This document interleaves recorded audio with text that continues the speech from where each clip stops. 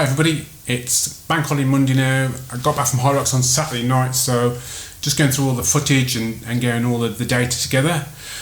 Been to Hyrox this weekend at London XL, literally been there, seen it, got the t-shirt.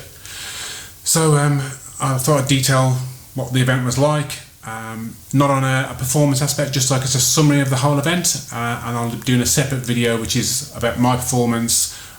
Did I get what I thought I'd be doing? Did I train enough? Were the results worthwhile doing that? And what will I have to do moving forward to improve on my positions? So I finished the competition on Friday, got the underground back from London XL over to Paddington. Similar sort of thing to always on the underground. It's hot, it's sticky, you've got people's armpits in your face, so yeah, not the best travelling style we're used to down here in sunny Devon. Then got the approximately 3-hour train, National Rail's finest, all the way back to Devon on Saturday night. Got to our local town, completely forgot there was a bank holiday festival on in our local town, and that festival involves alcohol. So when we got to the local town taxi rank, encountered loads of drunks hanging around, some interesting conversations at the taxi rank with me and my daughter. Finally got a taxi home, and then as soon as I got home, unpacked all my sweaty gear and put it in the washing pile, and then once I did that, I started trying to do some recovery to try and help myself the following couple of days. I've got a therapy gun, or like a Chinese equivalent of one anyway. Got that hard at work on my quads, my glutes, because I thought they would be the ones that would hurt the most. Got a peridot out, and those who aren't familiar with a peridot, it's just like an electrical stimulation device, a bit like a TENS machine, I think they call them, for women when they're in labour. So it basically stimulates the muscle groups and makes them fire. It's supposed to be good for recovery. It's a bit like having a massage, I suppose, in the muscle. So I did my quads with that, had an Epsom salts bath and soaked in that for a while, and then did the obligatory over 50s ibuprofen tablets to try and ease it. None of it helped. So all through Saturday night, trying to sleep, dead uncomfortable, muscles in my legs throbbing and aching. I eventually got up on Sunday morning, literally crawled out of bed, crawled down the stairs.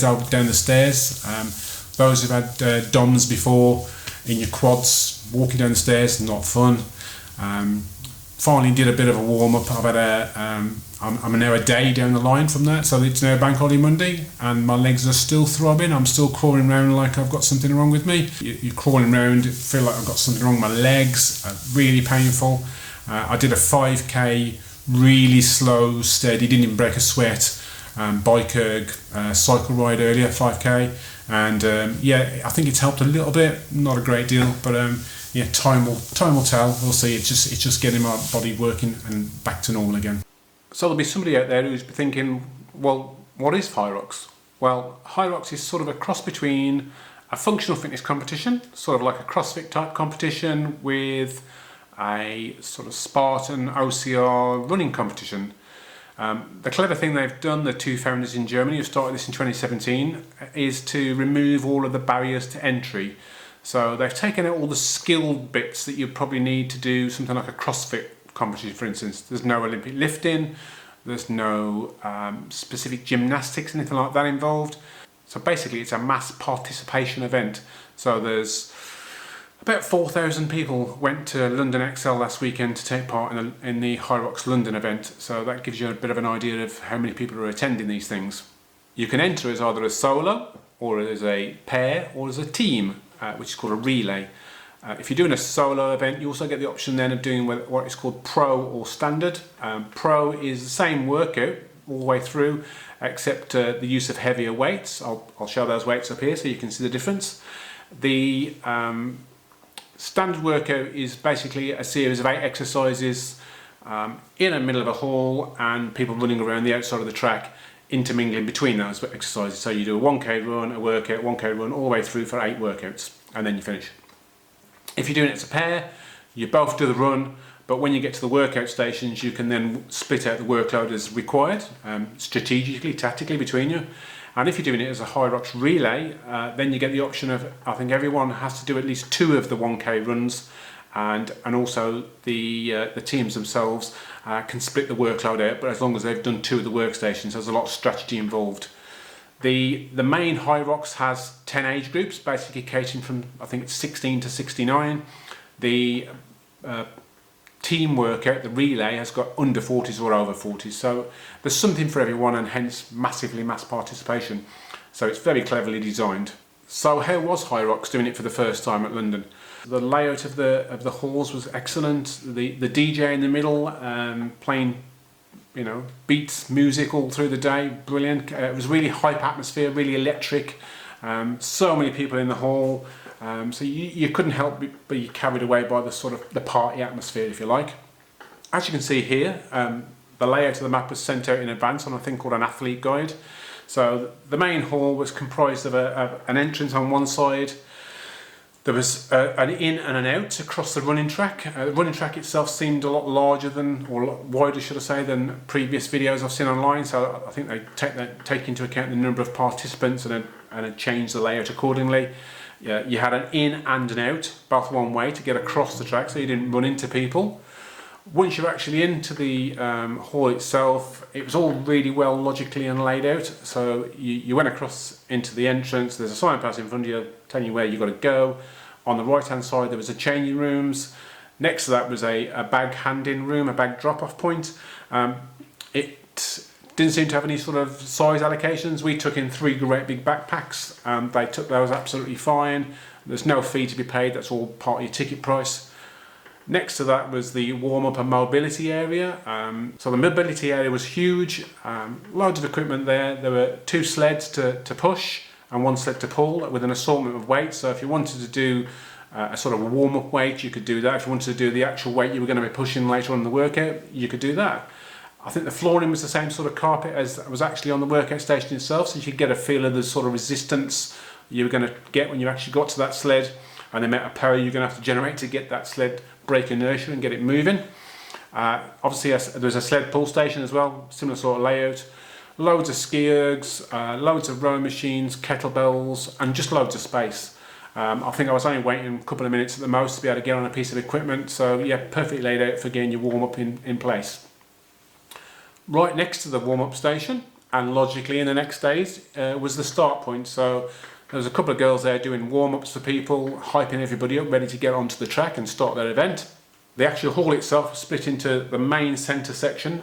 They call that the rock zone, after Hyrox. That has got all of the workout stations laid out in the middle. There were a couple of vendors selling food and drinks and things on one side of it, and the Hyrox World Zone where you could buy Hyrox attire, apparel, etc. Get your t-shirt for the event. The other side, when you were actually doing the event, there was no access for spectators to this part, but there was like a drinks station on one side of the hall. So you would do your run, you're coming through the in point into the rock zone, to the centre section, and you could actually keep your running pace up or slow down to a jog perhaps, grab a drink off one of the ladies handing it out on the station, and then there was a bin just slightly further down so you could carry on, take a quick guzzle, chuck some on your head if you wanted to, and then bin the cup without even breaking stride. The wall ball station workout itself had a really good arena feel to it because the finishing line was right next to it with sort of like the photographers and those sort of things going on. DJ was there, and on the right hand side of the wall ball station was a big tiered grandstand with loads of spectators all cheering everybody on, so it really did feel like in sort of gladiatorial arena. The hall itself wasn't as hot as I was anticipating, with 4,000 people crammed in a room, all running round, pouring with sweat, and air conditioning trying to keep up with that, and it wasn't a particularly hot day outside. It was only about 15-16 degrees, but it was hot enough for the UK.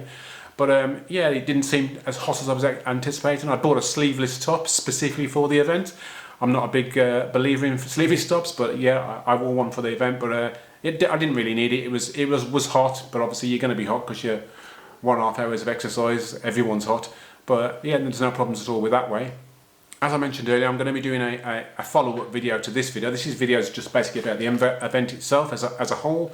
I'm going to be doing a separate video on what my performance was like at the event, the training, some of the training I did, the actual way it all panned out on the day, what I did, what I did right, what I did wrong, what I can do to improve my splits, and how I'm gonna go moving forward. I'm almost certainly going to be going down for the November London Hyrox again to do a repeat, to try and obviously now I've got a datum point, a line in the sand to cross. I can see where I can actually improve on all those times. There's loads and loads of slack there that I know I can make up points and things like that, so I'll detail that in my other video. During the event, there's a lot of photographers dotted around everywhere. They're all employed by a company called Sportograph, and basically they're taking photos that portray you in a really good light, enhance your muscles and that sort of thing, with great filters. They need to be for me. And they take photos all through the day, and then when they're a couple of days after the event, you get an email.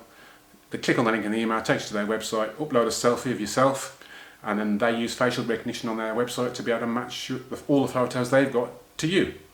I think I came back with about 36 photos of myself there. You then get the option of either buying them individually, which is £8.99, or I think for £29.99 you can buy what's called a photo pack, which is every single photo they've got of you, plus some sort of professional media photos of the event, some of the workout stations and things like that. So I've got that. It comes as a low resolution social media type pack initially. Obviously they've got so much content to upload, it takes a couple of days for them to get all of the content in those high quality, high resolution photos up on their website.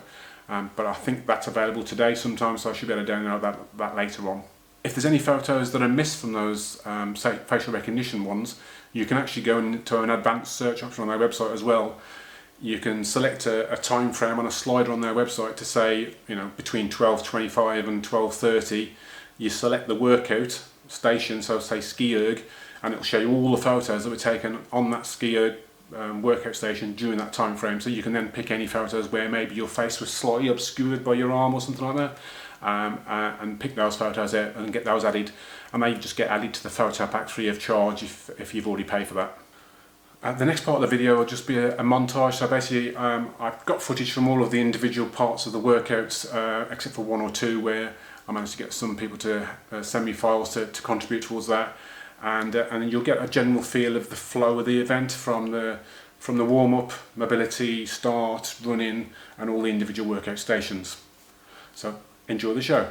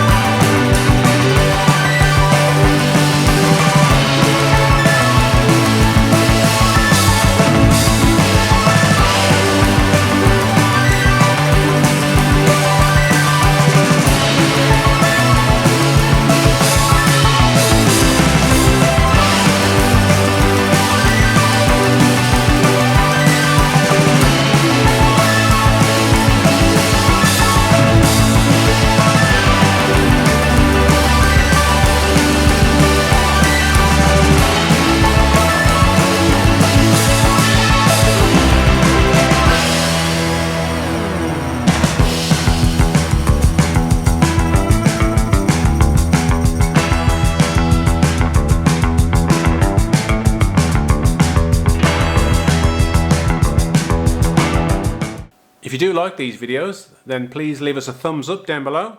Like and subscribe to the channel, because if you want to get notified of any new content we put on the channel, that's the way to do it. Leave a comment below, let me know what you thought of Hyrox. If you saw yourself in this video, give me a heads up and I can send over the original video if you want. And see you in the next video.